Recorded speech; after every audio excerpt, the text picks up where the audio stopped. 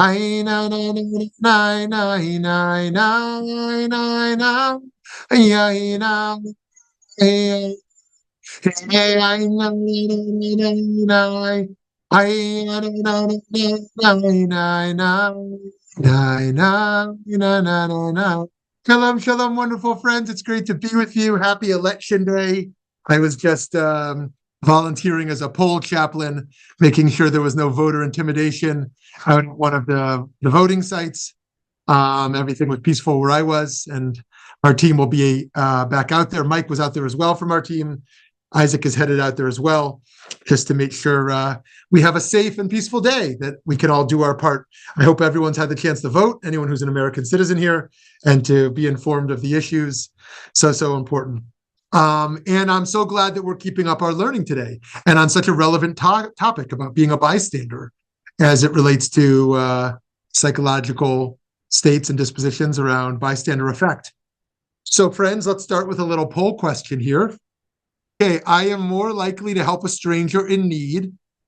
1, when I see others getting involved also. 2, when I see that no one is getting involved. Or 3, I don't really help strangers in need. Okay, so this is not what we think is best or right. This is what we actually tend to do. What do you tend to do? I'm more likely to help a stranger in need when I see others getting involved also, when I see no one is getting involved, or I don't really help strangers in need. Right? Do you pull over your car if a car is stopped? Right? You see somebody who seems to be in a strange predicament. Do you get involved? Okay, very interesting. Nobody says they don't help strangers in need. Not surprising given this group. 14% say they are more likely to help when they see others getting involved as well. 86% say when they see that no one is getting involved. Very interesting.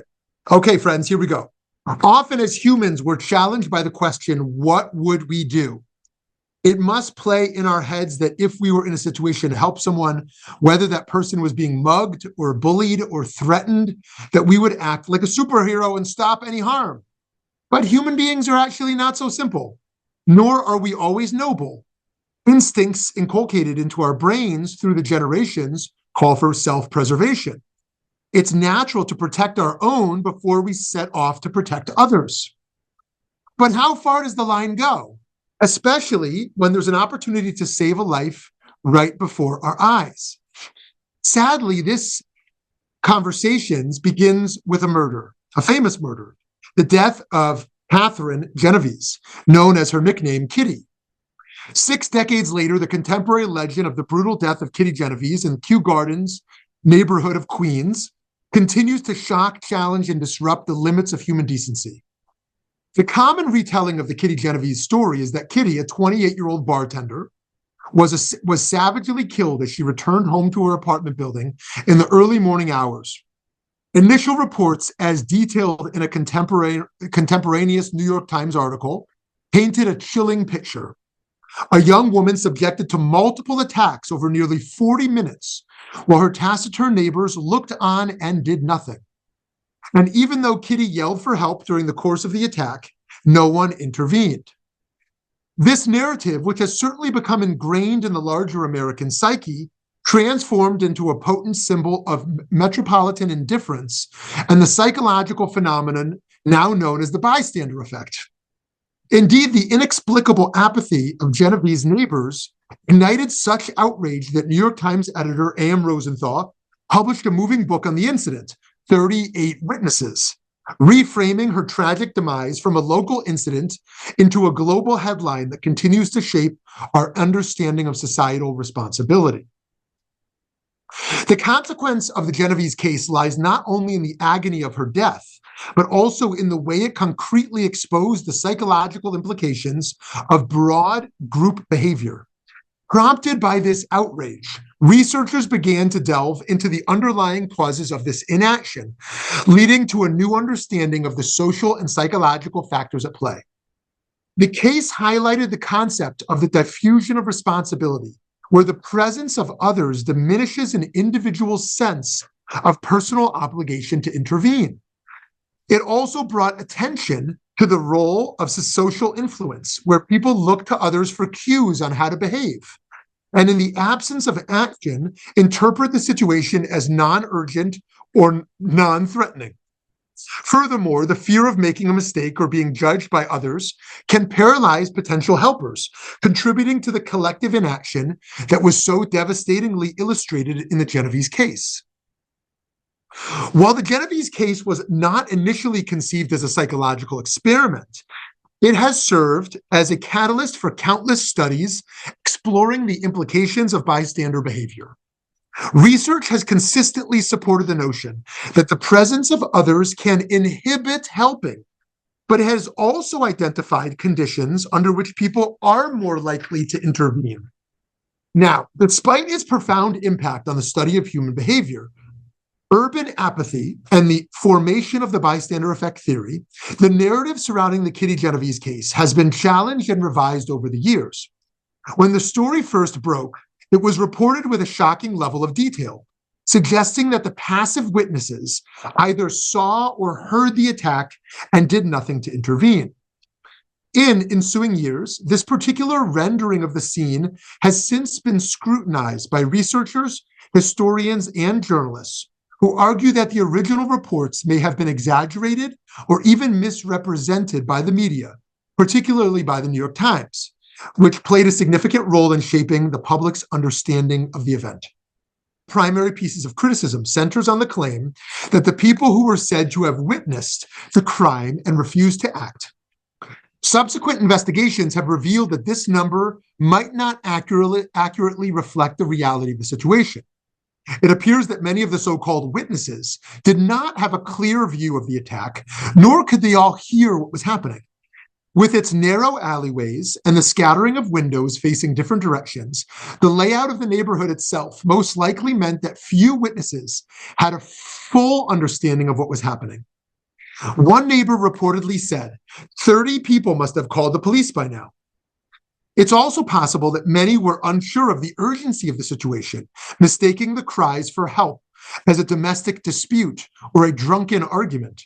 Situations that at time were often dismissed as private matters, not meant for outside intervention.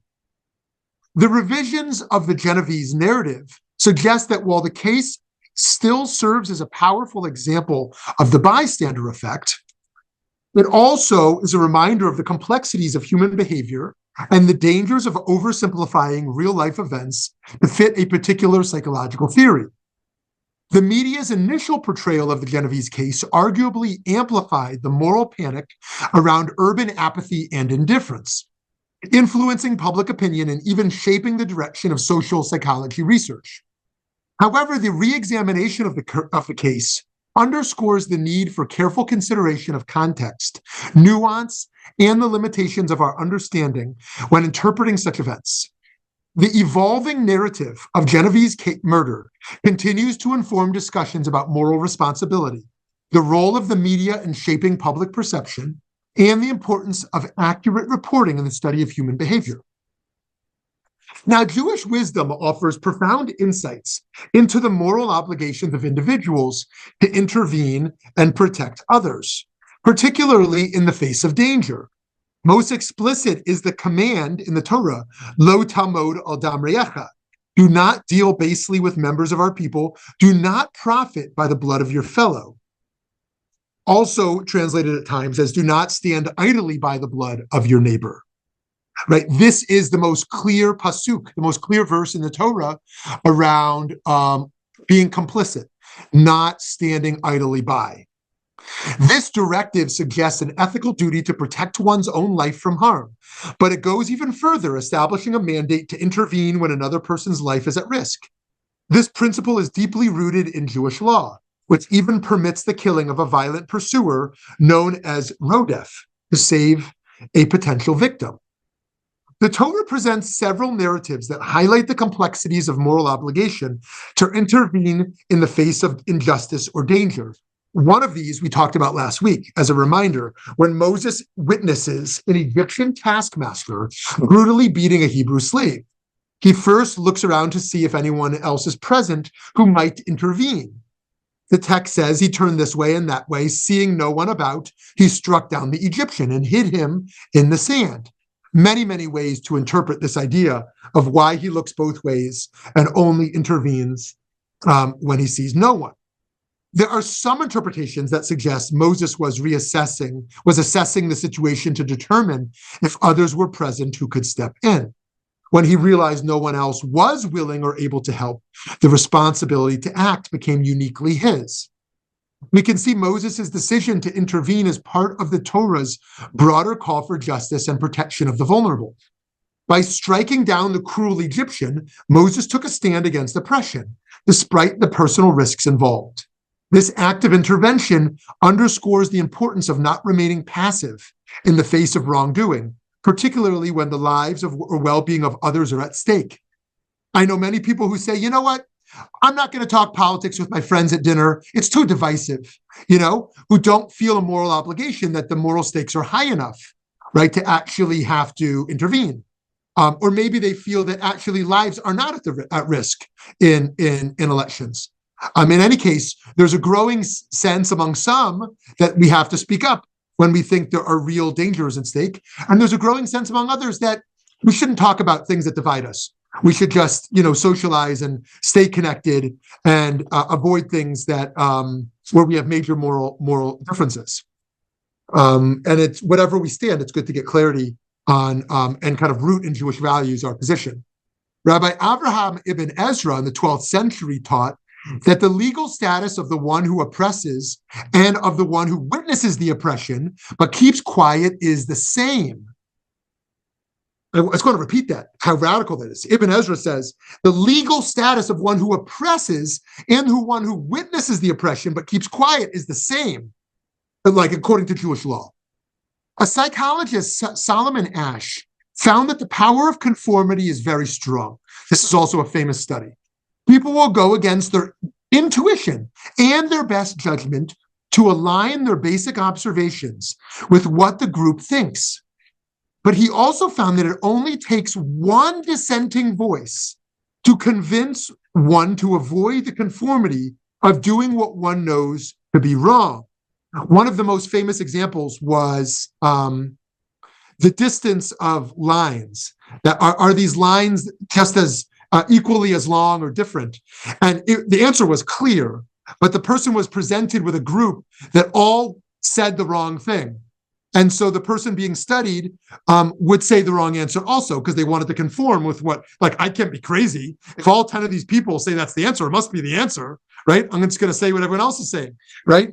But it only took one dissenting voice for that person to say, you know what, my intuition must be right. And that other person also must be right. Just one voice.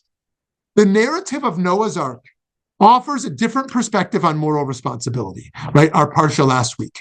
Noah and his family, chosen by God to survive the flood, closely follow God's instructions to build the ark and preserve life.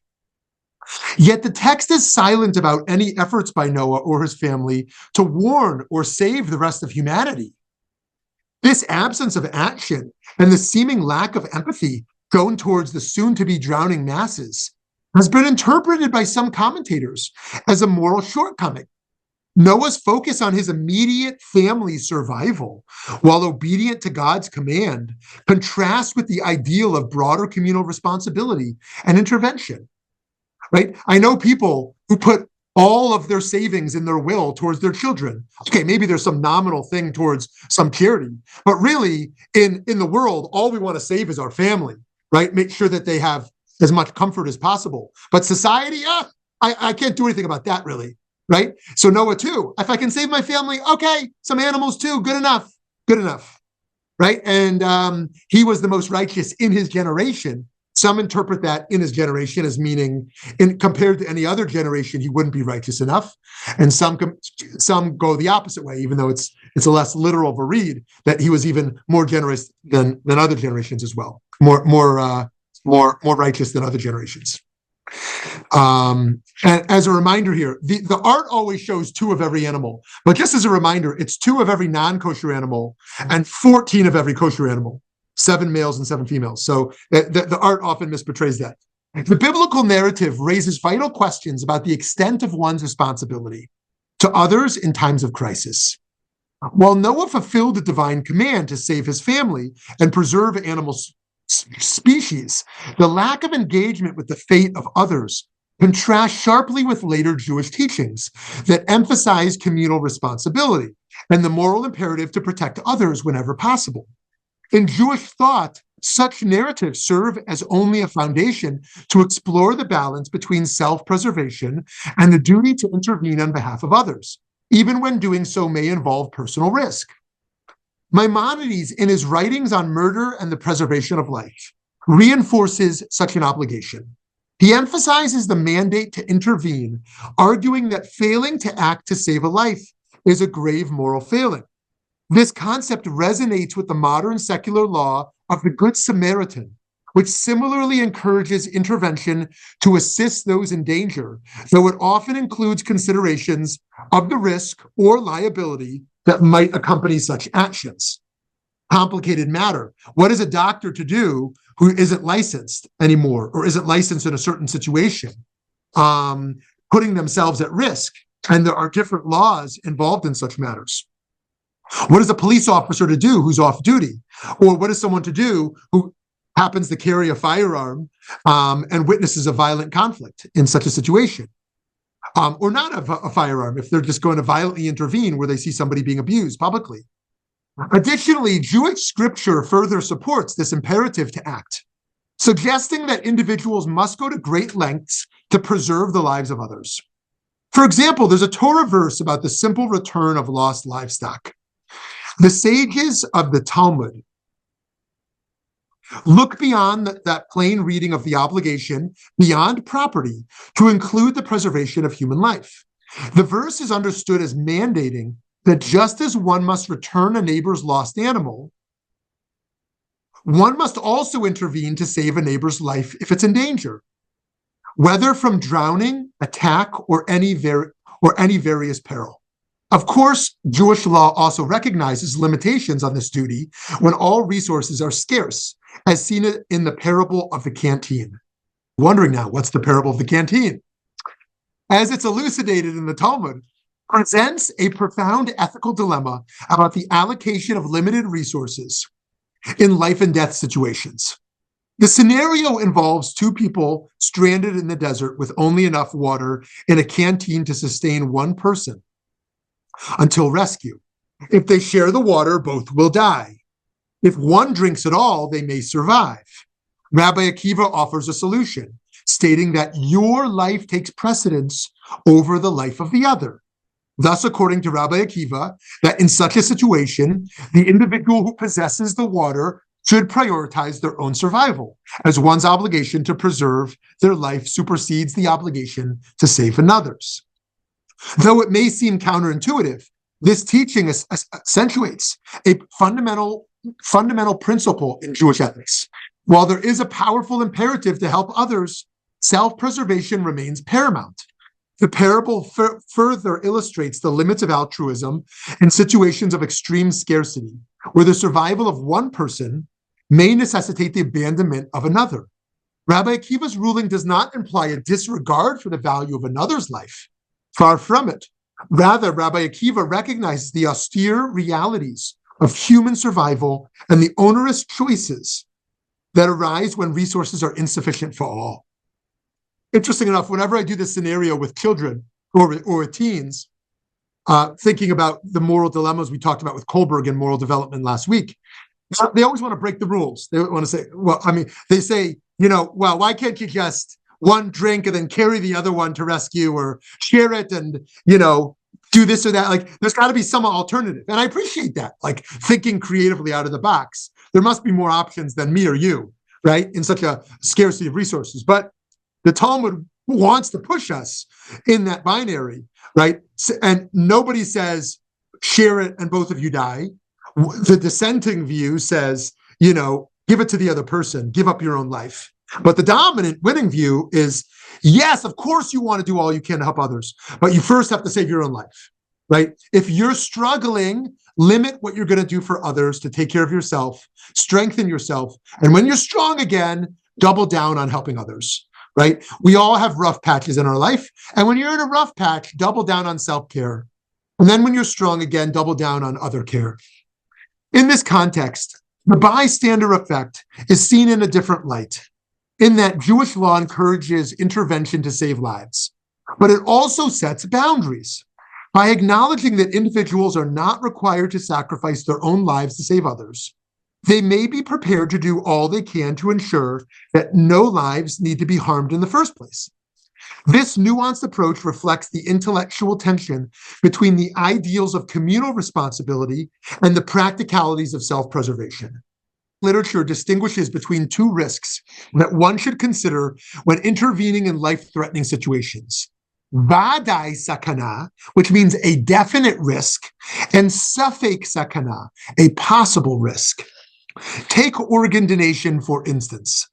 In the context of organ donation, Jewish law carefully weighs the risks to the donor against the potential benefits to the recipient. The principle of possible risk allows for procedures that carry a minimal risk to the donor's life, particularly when the recipient's life could be significantly prolonged. Procedures that pose a definite risk to the donor, however, are generally prohibited. This differentiation and ranking of risk reflects the broader ethical balance in Jewish law between the imperative to save lives and the obligation to preserve one's own life. Tangentially, one exception to this rule is warfare, right? Now the ultra-Orthodox who oppose their children being drafted in the Israeli army have different arguments. But the rest of the population, let's take the religious Zionist group, for example, because they're the religious individuals who do put their kids in the army and are still feel compelled by Jewish law, argue that that you can put your child and must put your child in a definite risk situation for the welfare of the collective. So again, when it comes to organ donation, Jewish law generally says, if it's a situation where there's a definite risk to you, it's a very high risk procedure, then you may not do it or should not do it. If it's a very minimal risk to you and life-saving for the recipient, then very few, aside from Rabbi Ovadia Yosef, are going to say you must do it. But many will say you don't have to do it, but it's a good thing if you do it. But in warfare, they say you must do it. Interesting enough, a colleague of mine argued earlier this week that for all the American Jews who disagree with the ultra-Orthodox, that they shouldn't be sending their kids in the army, then they should be sending their American kids in the army also, they said. How convenient to be an American Jew and say, oh, those religious Jews in Israel should send their kids just like everyone else, but not feel that their kids or grandkids in America should also do the same. I thought that was an interesting argument, and it actually gave me a little bit more of a pause for arguing that the ultra-Orthodox must do it, because I'm not willing to send my kids. That's one of the reasons I'm not interested in making Aliyah, is because I'm not willing to send my kids into army. I respect those Israeli families and all my family members over there who do that. But I feel my children's lives matter more than the collective. And that may be selfish, and that might be wrong.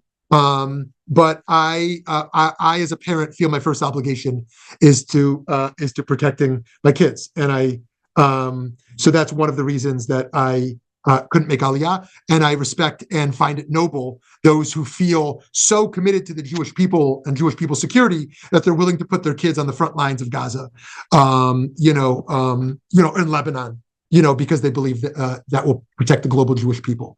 And it's easy to have an ideology, but when it comes to imagine your child or grandchild, it becomes more real.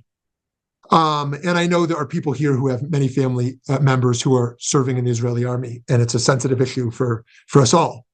Anyways, back to organ donation. For example, living organ donors, such as kidney transplants, are often permitted because the risk to the donor is relatively low. We generally say it's about 3 deaths for every 10,000 donors. 3 out of 10,000 would be considered a very low risk, while the potential benefit to the recipient is substantial, potentially saving or dramatically improving their life. If you've ever known someone on dialysis, you know what that life is like.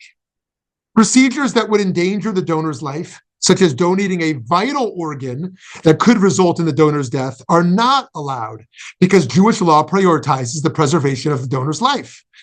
Further, the concept of midat hasidut, a more saintly act, so to speak, allows for actions that go beyond the letter of the law, where a person might choose to take on a slightly higher risk to themselves and save another's life. This is only considered an act of piety, but is not required by halakhic standards. Jewish law wants to only ask of us what is reasonable, not what is saintly or pious. In Jewish law, the prohibition against murder is one of the 3 cardinal sins, known as yareg ve'al yavor, transgressions for which one must choose death over violation. This precept avows that preserving one's own life cannot come at the expense of taking an innocent one. Further Talmudic discourse elaborates that self-preservation, while vital, does not override the prohibition against murder. This moral borderline reflects the profound sanctity of life, where the life of another is as precious as one's own. The Talmud also discusses the case of a person being coerced to kill another person under threat of death. The conclusion drawn is that one must not commit murder even to save their own life, because who says your blood is redder than his? This question elegantly summarizes the idea that no person's life is intrinsically more valuable than another's, and therefore one cannot justify the killing of an innocent person to save oneself. Now, this slightly contradicts the other thing we said. Okay, so Rabbi Akiva says, you got to drink the water, don't give it away. Your life matters more. But over here, we don't say your life matters more. When it comes to your resources, you can keep your resources and not give them away. But when it comes to causing harm, you cannot actively murder if that will save your life, right? So it's an interesting contrast. This principle is echoed throughout halakhic literature and highlights the ethical tension between self-preservation and the prohibition against murder. It serves as a moral boundary within the broader context of pikuach nefesh, the saving of a life, reminding us that while saving a life is a dominant value in Judaism, it still does not justify the taking of another innocent life. Let's return briefly to Kitty Genovese. The legacy of the Genovese case is multifaceted, embodying both the personal tragedy of her untimely death and the profound societal shifts it provoked. Her brutal murder and the apparent indifference of bystanders sparked a wave of public outrage that led to significant reforms in public safety and legal frameworks. The creation of the 911 emergency system, the rise of neighborhood watch programs, and the proliferation of the Good Samaritan laws all trace their origin to the societal reckoning that followed her death. By the way, another one I might add to this is this boundary between the public and the private.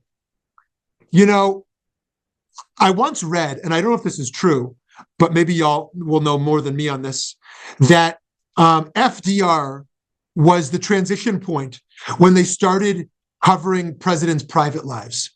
I'm sorry, just after FDR. That prior to there, they said, you know what, presidents' private lives are their private lives. Journalists shouldn't poke around in that stuff. I don't know if there's an affair or some improprieties, right? That's really not for our, right? There's a noble patriotism that we honor the privacy of these public figures. Right. And of course, that's more than just presidents. That goes into all aspects of private life, that what we should talk about and not talk about, and the role of journalism. Fast forward to 2024, and we are in a very different place on how we talk about people's private lives as it relates to elected officials, as it relates to, videos in everyone's faces, sometimes for better, maybe sometimes for worse. But the boundaries of public and private have radically shifted. And if you recall, one of the arguments in the Kitty Genovese case was that some of these people felt this might be a domestic dispute, and we shouldn't get involved in other people's domestic disputes. Yes, there might be something violent going on, but we really don't know, and it's not my business, really. And that notion of it's not my business, Some of that reality may still be here and some of it may have shifted. The case also had a lasting impact on psychological research, particularly in the study of group behavior and the bystander effect. Researchers began to explore why individuals in a group might fail to act in emergencies, leading to greater understanding and awareness of this phenomenon. The Kitty-Genovese syndrome, as it came to be known, provided a cultural lens through which psychologists could examine the complexities of human behavior, especially in moments of crisis. Friends, to conclude, still when looked at holistically, the case also serves as a cautionary tale about the limitations of relying solely on collective action. The Genovese case highlights how individual responsibility can be diffused in a group setting, leading to inaction when intervention is essential. This diffusion of responsibility has prompted ongoing discussions about how communities can better foster environments where individuals feel empowered to act, even when others are present. In essence, the Kitty-Genovese case is not just a singular historical event or a hypothetical psychological phenomenon, it's a call to action. It's a call that urges communities and individuals alike to reassess how they respond to cries for help, emphasizing the importance of personal responsibility in ensuring that such tragedies are never repeated. It's a call to invest more in understanding our neighbors and feeling connected to them. It's a difficult task, especially with increasing divisions in society. Still, the enduring lesson continues to resonate, reminding us that the safety and well-being of others often depend on our willingness to step forward when it matters most, even when it is most difficult to do so. Friends, the last two things I'll say, and we can take off the slides now, thank you. First is that I saw a disturbing study recently also that showed that one will be much less willing to intervene if they know the other person has polar opposite political views. That someone who thinks Trump is the worst thing ever happened to America is going to be much less likely to help someone wearing a MAGA hat. And someone wearing a MAGA hat is going to be much less likely to intervene to support someone who clearly is a progressive. And that is also very disturbing and unfortunate.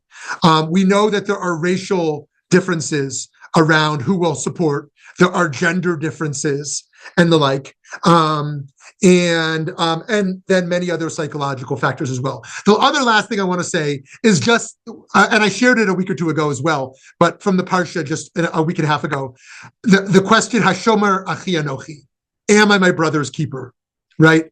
And of course, there it's a direct murder in regards to the question.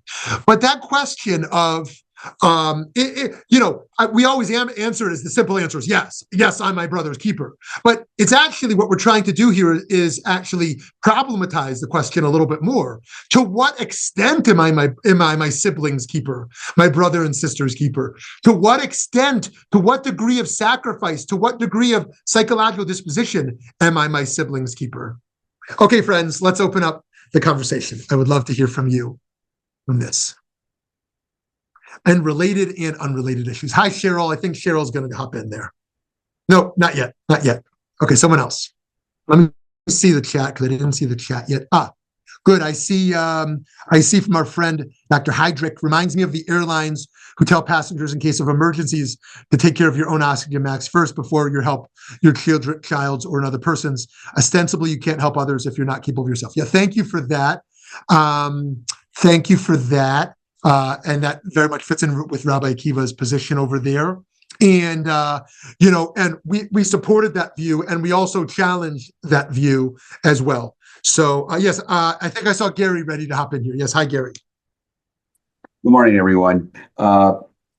The Genovese story reminded me of our past president who said that he could walk down the street of New York and shoot or kill somebody and nobody would stop him. I find that that he would even, relate to that, but kind of fits in. But the point that I wanted to ask really was, are these all subsets of Piku Nefesh? Trying to root out the do's and don'ts or what you can and can't do under that concept? Yeah, I think that's right. I think that what we're working on looking, as Gary wisely points out, is the psychological dimensions of pikuach nefesh. That we all can wave banners saying save life, right? But we all know we're not willing to do whatever it takes. We know right now we can save many lives with certain donations, with certain, commitments that we can make, but we're not willing to do whatever it takes to save life. And there are fair moral boundaries on that. But then we say, in cases where there's not a fair moral justification to not intervene, why do we sometimes still not? And is it a fair excuse sometimes, right? I really think 30 other people are going to do something. I think 1,000 other. Maybe I don't feel safe to pull over my car when I see someone in distress on the side of the road. Is my feeling of insecurity enough of a justification, right? Maybe I think 30 other people have called 911 already. Do I really have to, right? And so, yeah, we have this mandate of pikuach nefesh, of saving life. But we used to think it was rare moments. It's a rare moment where the Kitty Genovese case is happening outside our window, but that's almost never happening outside our window. But it's happening in the world at large all the time, and we know it's happening all the time. So what do we do about that? And just to give one example of how politicized this is, look at the border issue. For many conservatives, what it means to not stand idly by and stop murder is to close the borders, because these are murderers, or at least some murderers, coming through the border. And so I can't stand idly by. I need to take a stand and close this border, right? And for others, what it means to not stand idly by is these are asylum seekers, some or many, who are desperately fleeing for their lives from gang violence, or from deep poverty, or from climate change or natural disasters, caused natural disasters. And to not stand idly by means give humanitarian relief now. And look at abortion, right? For a conservative, right? I need to not stand idly by. They're killing babies, right? And if I am a liberal, I can't stand idly by. What are you doing to women and women's rights, and to those women's reproductive health, right? Every single issue has been politicized to the extent that it's argued that I'm saving life, right? And so it becomes more difficult to have even these conversations. Thank you, Gary. Okay, we'll have to come back to Steve. Let us know when you're able to unmute, or maybe Alex, you can unmute him on your end. I don't know if you can do it from your end. Yeah, good. We got it, Steve. Good, thank you. I guess what parlays into what you just said, if I have this moral outrage, I really have to stand up. And my moral outrage was against the moral outrage that was appearing on campuses. I was so upset about the substance of the protest on campuses that I really didn't know how to talk with equanimity to anybody who was on the side of the protesters. And I'm not sure if I'll ever come to a resolution about that. So the question is, can there be two opposing sides which both have the right to act aggressively in favor of what they think is an outrage? Maybe that's all war. That's what war is. Okay, yeah, I appreciate that. I want to just hear I think I got the question, but I want to be sure. Can you reframe the question one more time? Your point is well taken, and I want to just make sure I understand the question you're raising. I was almost sick to my stomach with outrage regarding the protests on campus. Right. And then I kept thinking, but maybe they are too. Maybe they think they have a justifiable cause. And it's hard to know when your moral outrage is. Okay. Yes. Now I see, Steve. Yes. Thank you so much. Yeah. I think this actually is really important to see, that it is very easy to just put everyone who's protesting on the opposite side of you in the camp of hater. That's what we see in America now. I mean, literally, most Democrats I know think of Republican voters as just full of hate. And Republican voters who I know think of Democrats as full of hate, literally. And they have no idea what the other side's even talking about. And I think that, yeah, and going to the Palestinian-Israeli conflict as well, I think that, among the pro-Israel camp, every one of those protesters is deemed, a hateful anti-Semite. And among them, anyone who is deemed pro-Israel is deemed, a hater of Palestinians, whatever the case is. And I think this is such a dangerous trend. Hate is real. There's a ton of hate out there, and it is very real. And yet, I do think we have to find some of the more charitable, viewpoints among the other side. I also hated those campus protests. I'm sure there were decent, fair, peace-loving people there who were often misguided, standing behind genocide, apartheid posters. But I think they were largely led by anti-Semites, those protests. There are many fair critiques of Israeli policy, many fair critiques of the war, but those campus protests, which showed no outrage around other global atrocities, but made it unsafe for Jewish students to go to class and spread propaganda, have really done a great disservice in my view. Now, there's a great debate around whether to shut them down, keep them open, to what degree, bracketing that. I think one of the interesting points that Steve is raising here is around moral outrage in general, and the argument of saving lives. Yes, there's this case where someone's on the side of the road, and it's not really politicized. It's just a person on the side of the road. But once we move this to systemic issues of war, of political parties, of various political issues, it almost becomes much more political posturing than it does about one's own moral, responsibility. And what do we do with that? What do we do with that? It's very difficult. It's very difficult. And my belief is that it's a pluralism, not a relativism, which is to say, even though I find the most charitable argument on the other side, I still fight for my side. It's not a relativism where I say, oh, anything goes. I'm not going to discuss politics with my friends. I'm not going to make my political views known in the world. I'm not going to get involved in anything kind of contentious, right? But rather, we should take a stand and still find some space to engage with others beyond our own stand.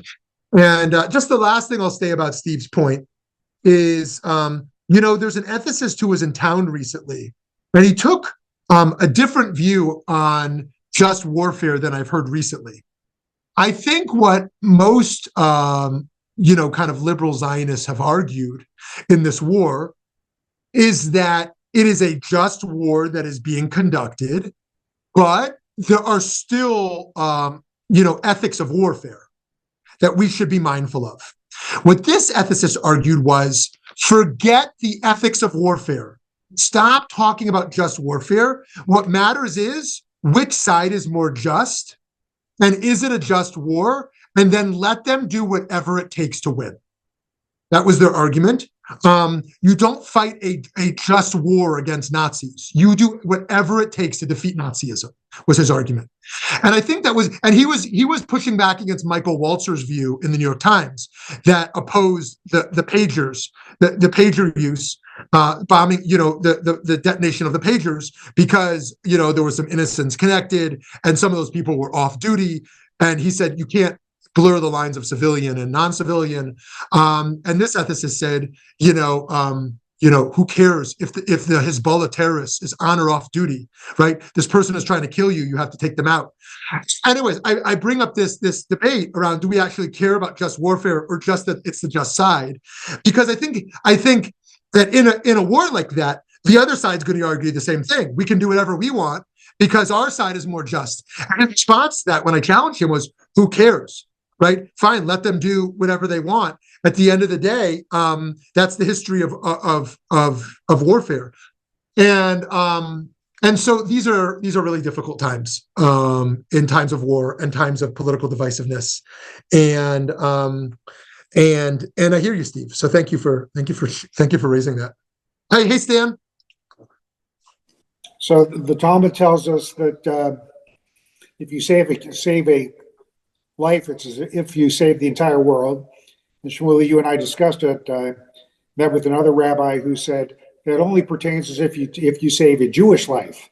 If you save a non-Jewish life, it's a good thing, but it's not as if you save the entire world, which I found rather outrageous. Like when you were just discussing, do I save the life of a MAGA supporter? Or there was that story that when Ronald Reagan had been shot, the doctor who saved him was a Democrat, and he thanked him. He says, "Well, of course I did this. This is what I do." And the challenge of who you save, I don't think that should be anything. But doesn't the literal translation of the saving one's life, does that only pertain to a Jewish life? Is that what the literal words are? Good. I'm so glad you brought that up, because yes, there is a dispute around the most accurate original Talmudic phrasing. And there's different, what you call girsa'ot, different versions. In some versions of this Talmudic passage, it says a life, nefesh achat. In other cases, it says nefesh achat b'Yisrael, right, a Jewish life. And interesting enough, Maimonides, Rambam, who's the first to codify Jewish law post-Talmud, or really the first legal codification, he doesn't bring disputes, drops the Yisrael. He drops the Jewish part. He says it's a life. So that is a very interesting point. Now, to their credit, they lived in a very different world where they didn't live in a pluralistic society where they expected Gentiles to care about saving Jewish lives. It was only them protecting themselves. And so there is some charitable read on why someone living in Zoroastrian society of Babylonia, or in, Muslim Cairo, or wherever it is, might have wanted to say, right, that saving a Jewish life matters more than saving a non-Jewish life. That said, it's so radical, nonetheless, that what was ultimately embraced is that it's saving any life, not just a Jewish life. All that said, I continue to believe that Judaism does embrace ethical partiality, which is to say, there's a growing trend of radical egalitarianism. Radical egalitarianism says universal love. I love everyone equally. I don't care what politics or religion, or I love everybody, right? That sounds really good. And I think Judaism rejects that. I think Judaism says, yes, love everybody, but there are real hierarchies of responsibility. Like, love your child or your parent more than you love a stranger, right? Love your community member more than you love a stranger, right? And build your hierarchies of obligation as such, right? Take care of American democracy and American society before you care about Swedish society.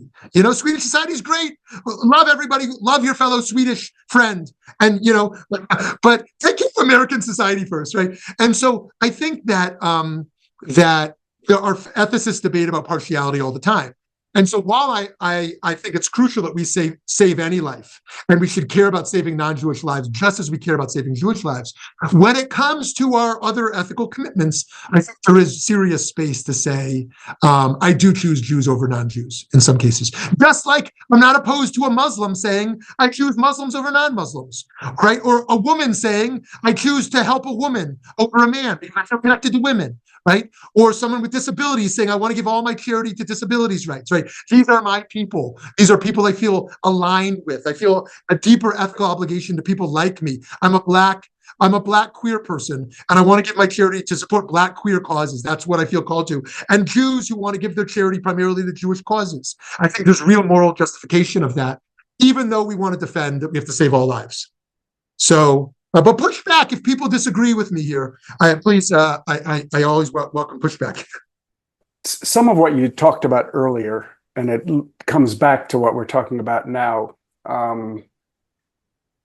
The examples, like the canteen example, one never knows when one is going to be rescued.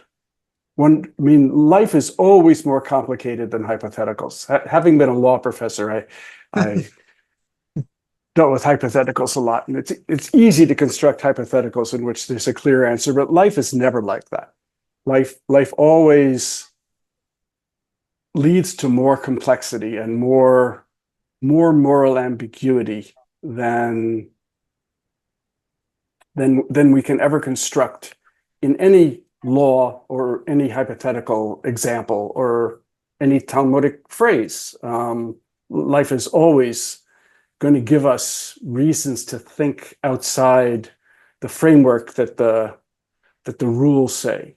And while I think we naturally, coming to the current place we are, we naturally want to save our family before we save someone else. And then in outgoing circles of closeness to us, we feel more responsibilities. That at some point that becomes untenable. It becomes untenable to save even your son, who you know is a murderer. I mean, you want him treated as well as he can be, but you can't really defend that at the end of the day. If he's broken the moral law, and there has to be some punishment for that, and you at some point have to recognize that as part of your moral responsibility of living in society. You can't defend a Jew who's purposely killing someone else in murder. I'm going to leave war out of this, but a Jew who murders is not morally superior to the person that he murdered, and doesn't deserve more of your support than the innocent victim. And so at every stage, life becomes more complicated, and what is more morally justified has to be, I don't know, looked at in a more complete and more deep set of facts, in order to figure out where we are. I mean, going back to what Steve was saying about the campus protests, I think all of us, I believe, feel disgusted at the reporting. I mean, I haven't been on the college campus in a long time, so I don't know what's actually happening. But of the reporting of the absolute worst and obviously anti-Semitic actions and words that people said. On the other hand, a lot of other reporting says that the great majority of people there didn't go along with any of that. I mean, and there are obviously lots of Jews who are among that group who felt morally outraged by their kinsmen doing things that they think are immoral. The destruction of Ghazian society, I can understand how people would think of that as immoral, regardless of the most recent act last October 7th, which gave rise to this war. I mean, there's a long history between our peoples of neither side really acting in the best moral framework. I feel more responsibility personally when Jews act astray than when Palestinians act astray. It bothers me more. I have higher hopes for my people than my worries about other people's moral standing. And so all this, I mean, all this reminds me back, because I was in high school in New York when Kitty Genovese was murdered. And I remember that very well, and the news about it, and how everybody, how that was the only thing people talked about for months in 1964, and how it really did change society, of making people think more about that, whatever the actual facts of what actual people could have done. I mean, that's the moral complexity, but giving rise to the question of what ought to be our responsibility. I think the New York Times probably did us a favor, even if they misreported some of the details. Yeah. So very good, Ken. Thank you. Yeah, those are great points around ambiguities and the complexities and the questions of a son who commits murder. And I appreciate your points around campus and your reflections on that year. And I didn't realize it had taken society's conversation by hold to that extent. Ken, taken hold in society's conversation to that extent. So thank you for that. So Cheryl, just to squeeze you in before we wrap up in a minute or two. Thank you, Ken. Sure. I realize that the polls are very black and white. And for me, it was a no-brainer answer. And then I'm sitting through this hour and thinking, well, no, it's not that simple. My tendency is to want to help people who are, if I'm the only one, if I see someone in need and there's not a lot of people around, helping, then I feel like I would be the one to go in and help that person, whatever, however. But then I was thinking of the, greater picture, which is in fundraising, which fundraising is so much a part of saving lives wherever.